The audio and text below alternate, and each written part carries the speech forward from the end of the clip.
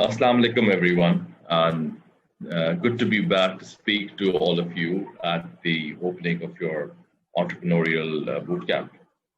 LUMS Entrepreneurial Society has been doing some good work over the years, and I am happy to see many young, able minds take interest and invest their time in such activities.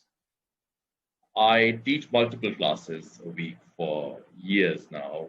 And at the start of every term, my students ask me similar questions. What will make us a good entrepreneur? What traits should we nurture in ourselves? What skills do we need to have? I'm sure at one point or the other, you must have had these questions too, I'm sure. And in your age, I had these questions too. First off, you should know that asking these questions is promising in itself. It's a good sign and a step in the right direction. If you were not thinking of these questions, then take this as your cue and invest time in yourself from here onwards. Each time my class asks me these questions, I make them do an activity. We all did that, by the way, as children. I make them write this essay about myself. That's it, an essay about myself. I think it's the hardest essay to write. It's the hardest thing to write about yourself if you don't know who you are. Do you know who you are? Apart from the name and the address and the college you went to and some favorite colors and food, do you really know who you are from within? आपका thought process क्या है? आपकी सोच का तर्ज क्या है? आप कौन है? आपकी रूह क्या represent करती है? थोड़ा सा मुश्किल सवाल है. If you recall, the first time you wrote that essay, you took help from your mother, your father, your parents directed what is your favorite color, you confirmed from your father if you actually like a particular sport or not. That myself essay made you ask yourself a collection of basic questions for the very first time. You began to understand yourself for the very first time just because of this. Albeit not with your set of answers, though. The answers were given by someone else. But after that time, when was the next time you sat down to think about these same questions? When did you analyze your own choices and decisions again? How sure are you today of what you like and why? Why?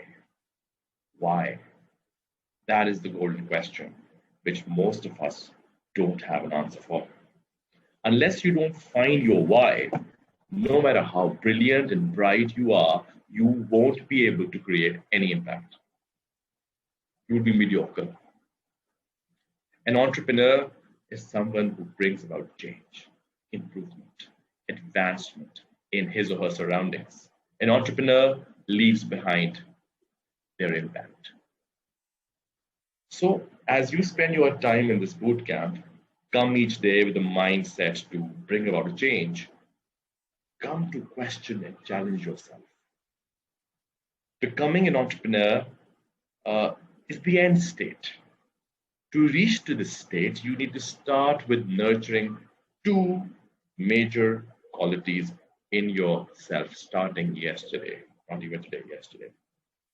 Number one, empathy. Number two, kindness. Number one, empathy. Number two, kindness. The major difference between a hardcore businessman and an entrepreneur is that an entrepreneur knows how to create an opportunity with your best interest in mind. Making money is important, very important.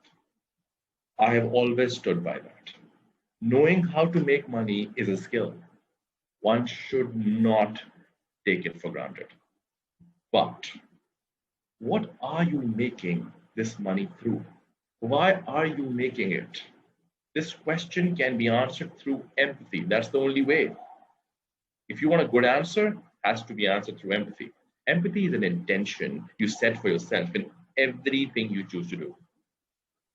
An empathetic mind is a problem solving mind by design. Empathy and sympathy are not to be confused here, my friends. Do not do that. Criminal. Criminal to confuse these two words. Sympathy is feeling sorry for someone. Empathy is wanting to bring about a change for that someone. Sympathy is feeling sorry when you find out someone slipped on a wet floor or unfractured themselves. Empathy is coming up with a non-slip, a rubber sole to avoid injury for others in the future. Some of the best inventions in the world came from a point of personal pain. The founder was forced to empathize with themselves first before anybody else. That's the best answer. Every time I ask someone, why are you doing what you're doing? And they say, I feel that pain. I have felt that pain. And I want to do something about it. That's the best answer. I featured multiple of such stories in Idea Corona for 4 seasons. It was the only show ever made on Pakistan television to promote entrepreneurs. ICO, I remember this wheelchair company used to build a voice automated wheelchair after seeing this person, the founder, he made this after seeing his grandmother suffer after a pelvic fracture. They raised 12 million rupees, I think, from Naeem Zabatar and Amir Ibrahim, who also happens to be one of them, also happens to be the CEO of Jazz.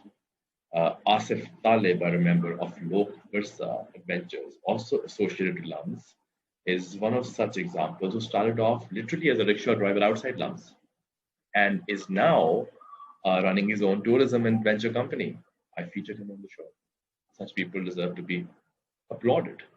Pals Outdoor, I remember, is an aquatic adventure company that secured a grant of 7 million on the show and employs, I remember, some local villagers and their children through their work.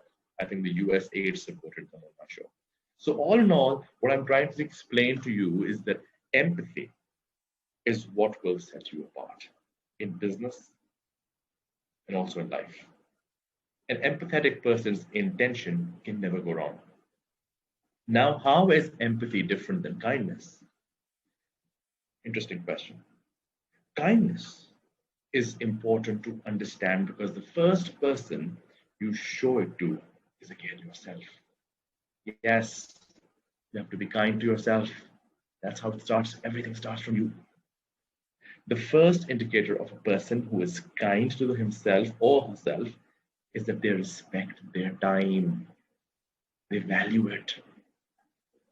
They're not wasting it in excessive movies or TV shows, nor are they idling around in groups or doing nothing for a long period of time. That's the worst thing you can do to yourself. Literally, as they say, an empty mind is a devil's workshop. I think it's the devil's safe haven. That's where the devil grows. And your definition of devil and my definition of devil could be different. Let's let that debate be for later. But for now, I'd like to focus on something very important. People who are kind, they're mindful of what they're putting in their brains, through their eyes and through their ears. They're selective and careful about their words and actions that they're consuming.